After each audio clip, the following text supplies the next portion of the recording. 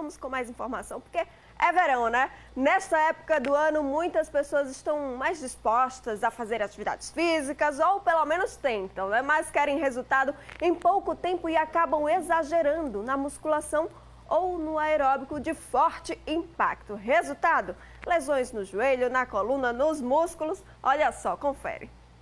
Os pontos turísticos da capital sergipana estão sempre movimentados. Mais e mais pessoas se unem em busca do melhor corpo, mais saúde, melhor desempenho físico. Eu estava na academia, mas aí mudei a carga hora de trabalho, não deu para ir para academia. Aí estou voltando sozinho, assim, correndo para ver se eu volto para academia. Pegar uma resistência boa. Mas estou pegando, graças a Deus. E tá tranquilo? Tranquilo. Eu patino há aproximadamente 3 anos.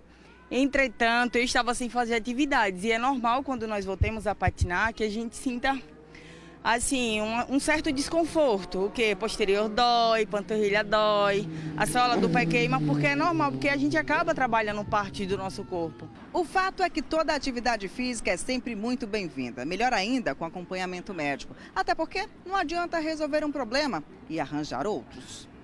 As lesões desportivas podem acontecer a qualquer pessoa, independente da sua experiência ou nível de condicionamento físico.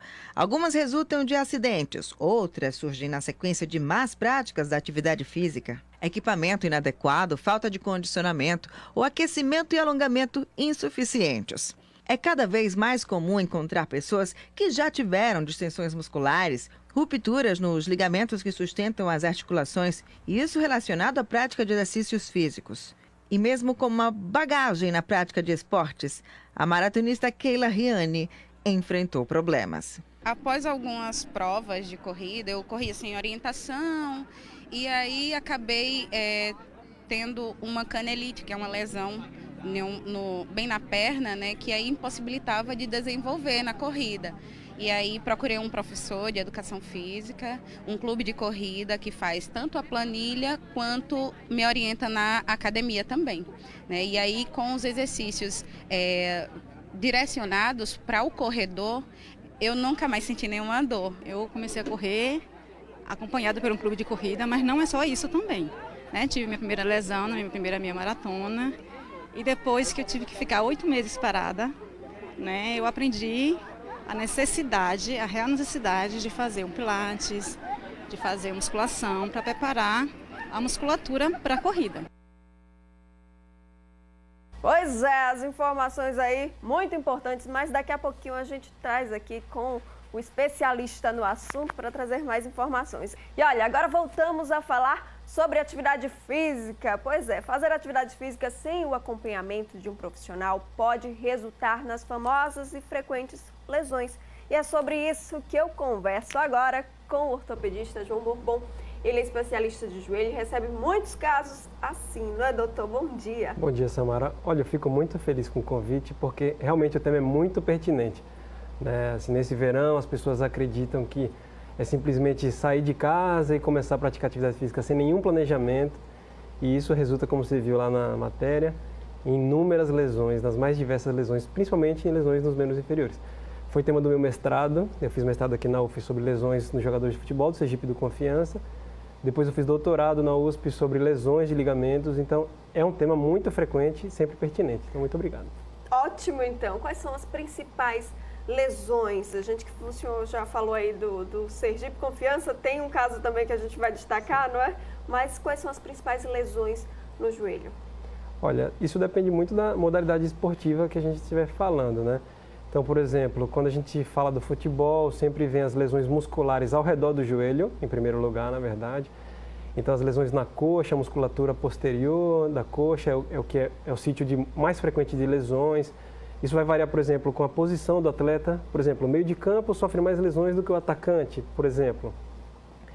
E depende, como eu falei, então, do sítio que você está analisando. Se for o joelho, então a gente pensa em lesões meniscais, lesões de ligamento, o menisco que é aquele amortecedorzinho que tem no meio da articulação. E quem não tem desgaste, hein, nesse menisco, o famoso menisco? Por que acontece esse desgaste, doutor? Olha, o menisco é uma estrutura muito importante, ele absorve o impacto do joelho.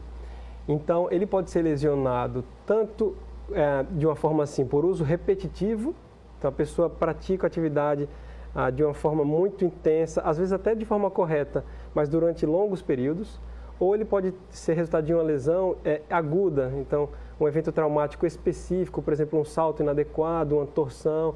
Então tem essas duas condições que a gente precisa separar. Quando a lesão é um menisco jovem, não tem desgaste, mas tem um trauma, então essa é uma lesão em um menisco saudável. Isso é uma lesão que tem um potencial melhor de recuperação. Então elas acontecem por inúmeras coisas, um salto inadequado, falta de preparo muscular, porque a musculatura ela protege o joelho e evita as lesões, o gesto esportivo feito de uma forma inadequada, sem um preparo prévio. Então existe uma série de motivos, mas são as lesões meniscais e ligamentares que são as mais comuns na articulação do joelho especificamente. E o esportista está sujeito, com certeza, a essas coisinhas tão chatas, no joelho, principalmente. A gente viu aí o atleta Leandro Kivel, ali foi realmente algo muito sério, né? Sim, uma lesão muito grave. Claro que eu não tive a oportunidade de examiná-lo para falar exatamente sobre a lesão dele, mas está sujeito a isso, né? Veja, os estudos mostram, eles são contundentes em falar. O atleta amador, por incrível que pareça, ele sofre mais lesão que o atleta profissional. Sim.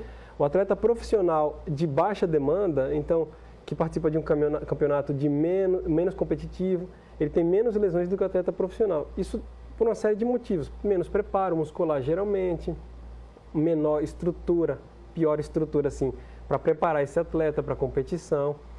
E também, quando ele se propõe a fazer atividade, ele geralmente vem de uma lesão que não foi tratada adequadamente, esse atleta não tem uma massa muscular adequada, não é feita uma avaliação correta para liberar o atleta para a atividade. Então, o resultado disso são lesões, né? Muitas lesões, né? Nós vimos aí na reportagem, por exemplo, a pessoa, eu tenho que fazer alguma atividade física, sair da academia, resolvi voltar a correr. Sim. Qual o cuidado disso, doutor?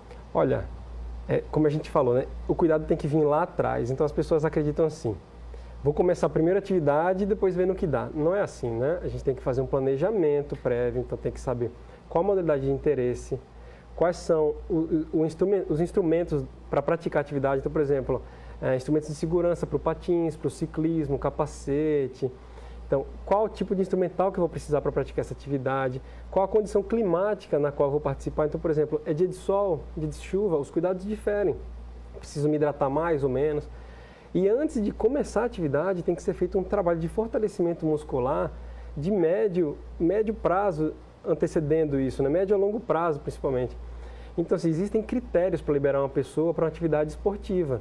Se a pessoa executa o gesto corretamente, se a pessoa tem alguma diferença entre os membros, alguma limitação funcional, se a massa muscular dela é adequada.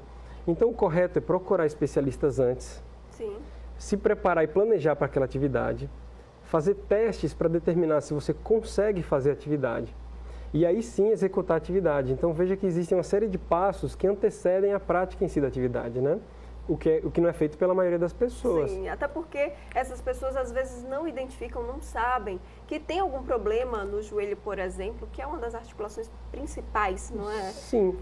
E aí não identificam e já começam uma atividade, por exemplo, de alto impacto, como o CrossFit, que está na moda, e as pessoas vão lá e vão fazer e com certeza vão ter Exato. Então, assim, prejuízos. a corrida e o CrossFit são, eu diria, as modalidades da moda, né? Teoricamente, se você for olhar o número de lesões para cada 1000 horas de prática, que é o critério que a gente utiliza para dizer se a modalidade tem muitas lesões ou não, o CrossFit ele tem uma baixa incidência de lesões. Mas o que acontece é que são 2,4 lesões por cada 1000 horas praticadas, enquanto o futebol, que é a nossa paixão nacional, Sim. tem 10 lesões para cada 1000 horas. Então a incidência de lesões é menor no CrossFit, mas como tem muita gente indo para o CrossFit sem o preparo, isso acaba aumentando. Então, essa estatística é para pessoas que já praticam o CrossFit ou já têm um preparo para praticar. Mas quando não tem um preparo prévio, aí isso sobe muito. Então, por isso que a gente ouve falar de várias lesões. Eu já operei vários pacientes por lesão de CrossFit, por exemplo, entendeu? Falta de preparo muscular. Então, a corrida, por exemplo, é uma outra fonte de lesões, tendinites, dores crônicas. O que acontece não é só necessário motivação, é necessário planejamento. Então a pessoa acha que motivar-se é o fator único e exclusivo necessário para a prática. Não é verdade, né? Precisa de um planejamento prévio. Então, por exemplo, uma coisa simples que as pessoas não sabem.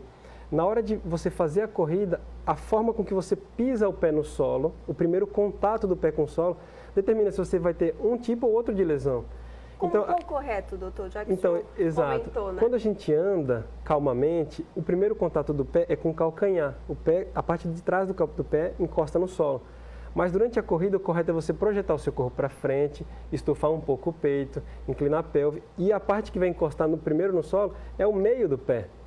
Esse é o correto, o meio ou a parte da frente um pouco, entendeu? Isso faz com que a pessoa ganhe velocidade, com que o impacto seja distribuído de forma mais adequada pelo corpo e que ocorram menos lesões.